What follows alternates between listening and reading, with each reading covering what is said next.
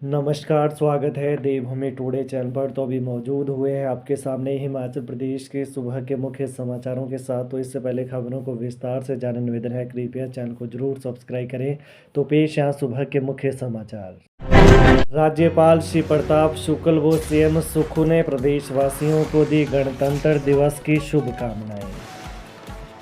राज्यपाल श्री प्रताप शुक्ल व मुख्यमंत्री ठाकुर सुखविंदर सिंह सुक्खू ने प्रदेशवासियों को गणतंत्र दिवस पर बधाई देते हुए उनके उज्जवल भविष्य एवं समृद्धि की कामना की है। अपने बधाई संदेश में राज्यपाल ने कहा कि देशवासियों के परिश्रम तथा सहयोग से राष्ट्र ने विकास के नए आयाम स्थापित किए हैं। उन्होंने कहा कि हमारा संविधान हमारा मार्गदर्शक है। वहीं गणतंत्र दिवस सभी को एक सूत्र में बांधने वाली भारतीयता के गौरव का उत्सव है। दूसरी ओर मुख्यमंत्री सुखविंदर सिंह सुक्खू ने इस अवसर पर अपने शुभकामना संदेश में प्रदेशवासियों का भारत को शांतिपूर्ण और प्रगतिशील देश बनाने की दिशा में समर्पित प्रयास करने का आह्वान किया। उन्होंने कहा कि हमें गणतंत्र के आधारभूत सिद्धांतों के प्रति अपनी प्रतिबद्धता को दोहराते हुए अपने लोकतांत्रिक जड़ों को और मजबूत बनाने के लिए निरंतर अग्रसर रहना चाहिए। महिला ने पैसों के बदले थमा दिया फर्जी चेक, पुलिस ने दर्ज की एफआईआर। शिमला शहर में पुलिस ने धोखाधड़ी का मामला दर्ज किया है। शिकायतकर्ता ने आरोप लगाया है कि एक महिला से उसने पैसे लेने थे, लेकिन महिला ने फर्जी चेक देकर उसके साथ धोखाधड़ी की।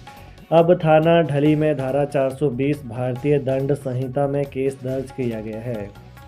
वहीं शिकायतकर्ता सिद्धार्थ तारंटा निवासी सनी लॉज संजोली ने पुलिस को बताया कि उसने नेहा नाम की महिला से 2,30,000 रुपये लेने थे।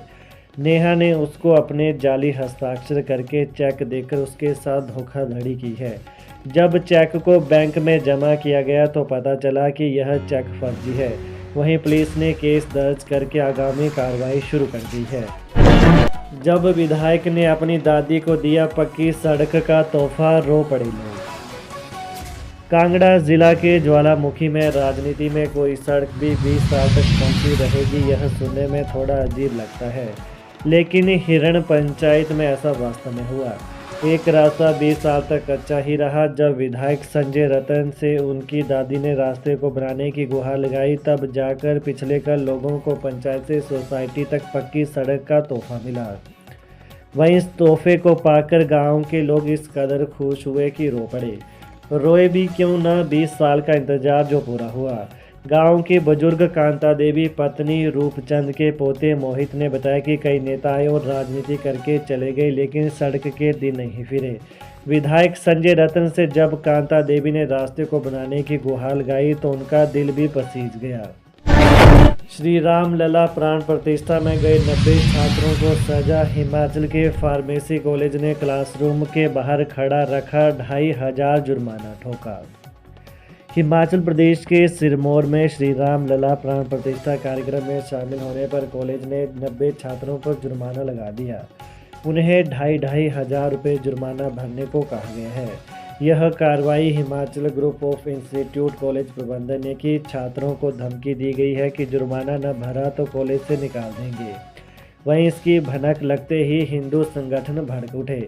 उन्होंने कॉलेज पहुंचकर गेट पर प्रदर्शन शुरू कर दिया। बवाल बढ़ते ही स्थानीय प्रशासन भी हरकत में आ गया और जांच शुरू कर दी गई है। हिमाचल के भाई बहन की ऑस्ट्रेलिया में डूबने से मौत। फिलिप आइलैंड पर गए थे पिकनिक मनाने, तेज लहर में बह गए दोनों। सोलन के रहने वाले भाई बहन की ऑस्ट्रेलिया के मेलबोर्न में डूबने से दर्दनाक मौत होने का मामला सामने आया है। वहीं उनके 2 रिश्तेदार की भी उनके साथ ही डूबने से मौत हो गई। जानकारी के अनुसार सोलन शहर के वार्ड 6 के निवासी जगमीत सिंह उर्फ बिट्टू का 24 वर्षीय बेटा शिवम व 22 वर्षीय बेटी सुहानी ऑस्ट्रेलिया में ही पढ़ाई कर रहे थे।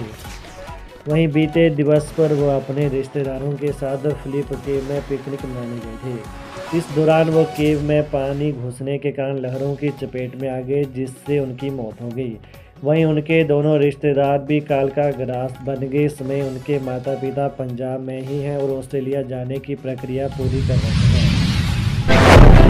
मजदूरों का हल्ला बोल। आईजीएमसी में नौकरी से निकाले गए सुरक्षा कर्मी परिवार में शुरू करेंगे आंदोलन। C2 ऑफिस में पिछले कल आईजीएमसी से निकाले गए सुरक्षा कर्मियों की बैठक हुई। इस बैठक में फैसला लिया गया कि 1 फरवरी से अस्पताल में आंदोलन को तेज किया जाएगा।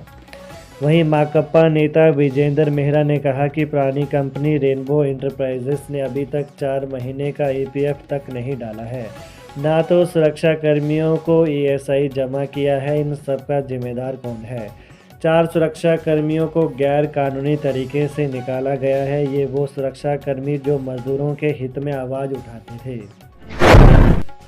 मंत्री धनीराम शांडिल बोले, सरकार शीघ्र करेगी 2000 नर्सिंग ऑफिसर की नियुक्ति, 200 चिकित्सक भी तैनात होंगे। राज्य सरकार शीघ्र ही 2000 नर्सिंग ऑफिसर की नियुक्ति करेगी। 2000 चिकित्सक शीघ्र तैनात किए जाएंगे। नियुक्तियों के माध्यम से लोगों को और बेहतर स्वास्थ्य सुविधाएं प्राप्त होंगी। यह बात स्वास्थ्य मंत्री धनीराम शांडिल ने कही। डॉक्टर शांडिल पिछले कल नालागढ़ विधानसभा क्षेत्र के ग्राम पंचायत पंजहरा में सरकार गांव के द्वार कार्यक्रम को संबोधित कर रहे थे। शांडिल ने कहा कि चिकित्सा के क्षेत्र में आधुनिक तकनीक के प्रयोग को बढ़ावा दिया जा रहा है। वहीं प्रदेश के सभी चिकित्सा महाविद्यालयों में रोबोटिक्स शल्य चिकित्सा आरंभ की जाएगी। एचपीयू ने जारी की टेंटेटिव डेटशीट। सीबीसीएस रूसा के अंतर्गत स्नातक बैच 2013-15 की परीक्षाएं 17 फरवरी से।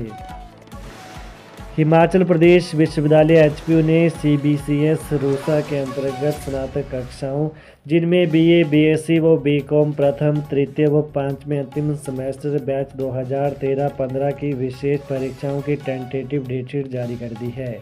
परीक्षाएं 17 फरवरी से शुरू होंगी, जो कि 4 मार्च तक चलेंगी। इसके साथ ही डेटशीट को लेकर 3 फरवरी तक आपत्तियां आमंत्रित की गई हैं। आपत्तियों पर गौर करने के बाद 6 फरवरी को फाइनल डेटशीट जारी की जाएगी।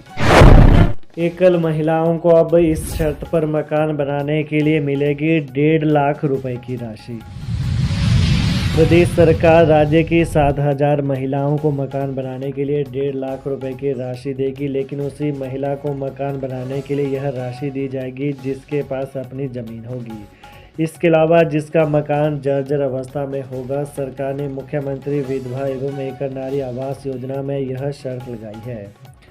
हालांकि इन दिनों सामाजिक न्याय एवं अधिकारिता विभाग राज्य की एकल महिलाओं का सर्वे कर रहा है। इसमें देखा जा रहा है कि एकल महिलाओं के पास अपना मकान है या वो किराए के मकान में रह रही हैं। इसके अलावा महिला के पास अपनी ज़मीन है या नहीं। सर्वे के दौरान यह भी देखा जाएगा। सरकारी कर्मचारियों को सीएम सुक्खू से बजट में वित्तीय लाभ मिलने की पूरी आस। सरकार को करना होगा 12,000 करोड़ का इंतजाम।